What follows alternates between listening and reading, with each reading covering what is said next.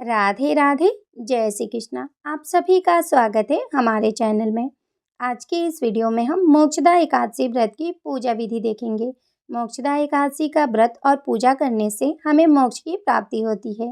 मार्गशीर्ष मास के शुक्ल पक्ष में आने वाली इस एकादशी को मोक्षदा एकादशी के नाम से जाना जाता है। इस दिन भगवान विष्णु जी के दामोदर स्वरूप की पूजा की जाती है। अब देखिए, पूजा करने के लिए आप चाहे तो अलग से चौकी लगा सकते हैं या फिर आप अपने घर के मंदिर में भी पूजा कर सकते हैं। महाभारत युद्ध में भगवान श्री कृष्ण जी ने अर्जुन को गीता का उपदेश इसी तिथि को ही दिया था। यही कारण है कि मोक्षदा एकादशी को गीता जयंती भी मनाई जाती है। तो देखिए, आप इस दिन भगवान के किसी भी स्वरूप की पूजा कर सकते हैं। मैं यहाँ पे अपने लड्डू गोपाल जी की पूजा कर रही हूँ। पूजा में हम सबसे पहले दीप धूप जला लेंगे। इसके बाद से हम गोपाल जी को स्नान कराएंगे। तो देखिए, थोड़े से तिलों का आसन देकर हम गोपाल जी को स्नान कराएंगे। मैं यहाँ पे हल्के गुनगुने जल में थोड़े से तिल डालकर गोपाल जी को स्नान करा रही हूँ। आप चाहें तो यहाँ पे दूध से स्नान करा सकते हैं या फिर आप जल से भी गोपाल जी को स्नान करा सकते हैं। इस दिन तिल का विशेष महत्व है, तो आप तिल का प्रयोग जरूर से करें। अब हम गोपाल जी को अच्छे से स्नान करा लेंगे।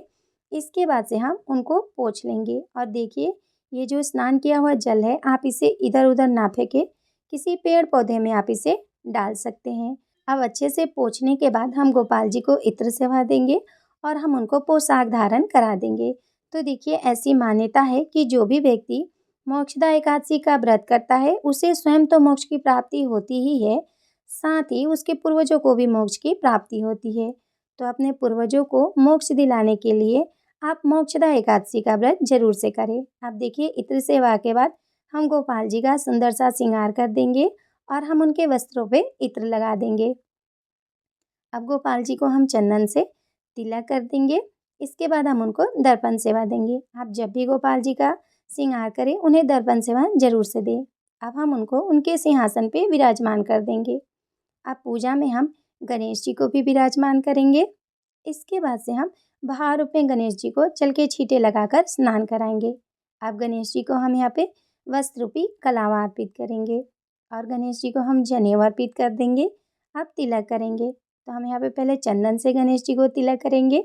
इसके बाद से हम रोली से तिलक करेंगे और लड्डू गोपाल जी का हमने पहले ही स्नान श्रृंगार कर लिया है। अब गोपाल जी को हम यहाँ पे उनकी बांसुरी दे देंगे।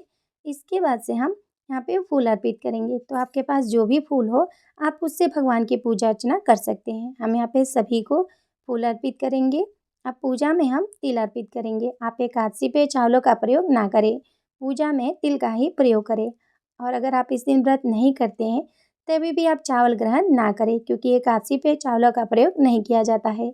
अब गोपाल जी को हम तुलसी अर्पित करेंगे और तुलसी पत्र भी आप पहले से ही तोड़ के रखें, क्योंकि एकादशी पे तुलसी नहीं तोड़ी जाती है। पूजा में हम यथाशक्ति दक्षिणा अर्पित कर देंगे। इसके बाद हम भोग लगाएंगे। तो गणेश जी को हम अलग से भोग लगाएंगे, क्योंकि उनके भोग में तुलसी पत्र नहीं डाला जाता है। और गोपाल जी को हम तुलसी पत्र डालकर भोग लगाएंगे। एकादशी पे भगवान को अन्न का भोग नहीं लगाया जाता है, तो आप फलों का ही भोग लगाए। अब हम जल अर्पित करेंगे। इसके बाद से हम कथा सुनेंगे। तो हम हाथ में थोड़े से तिल ले लेंगे और हम मोक्षदा एकादशी व्रत की कथा और महत्तम को सुन लेंगे। कथा सुनने के बाद हमने जो हाथ में तिल लिया है वो हम गोपाल जी के पास अर्पित कर देंगे और अब हम भगवान की आरती करेंगे। तो आप चाहें तो अलग से कपूर जला के आरती कर सकते हैं या फिर आपने जो दीपक जलाया है उससे भी आप भगवान की आरती कर सकते हैं। प्रेम पूर्वक हम गणेश जी की, लड्डू गोपाल जी की, सभी की हम आरती कर लेंगे। आरती के बाद हम 2 बार जल को घुमाकर आचमनी करेंगे और हम अपनी पूजा को पूर्ण करेंगे। पूजा के बाद हम हाथ जोड़कर पूजा में हुई भूल चूक के लिए भगवान से क्षमा याचना करेंगे और अपनी मनोकामना पूर्ति के लिए प्रार्थना करेंगे। तो आप इस तरह से सरल विधि से मोक्षदा एकादशी का व्रत जरूर से करें। मोक्षदा एकादशी का व्रत करने से हमारे सभी पाप नष्ट हो जाते हैं और मृत्यु के उपरांत हमें मोक्ष की प्राप्ति होती है। साथ ही हमारे पूर्वजों को भी मोक्ष की प्राप्ति होती है। तो आप इस एकादशी का व्रत जरूर से करें। मोक्षदा एकादशी का व्रत 11 दिसंबर को रखा जाएगा।